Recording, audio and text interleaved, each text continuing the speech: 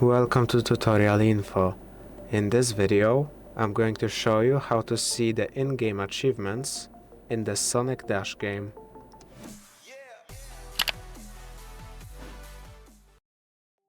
Without leaving the game, in order to see your achievements, you can go into Settings, here tap on Account, and then Achievements. This will allow you to see all of your achievements, as well as the progress to all of the other achievements that you can see.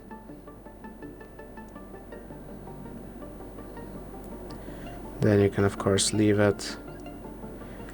If this video was helpful to you, please consider subscribing, leave a like and a comment down below.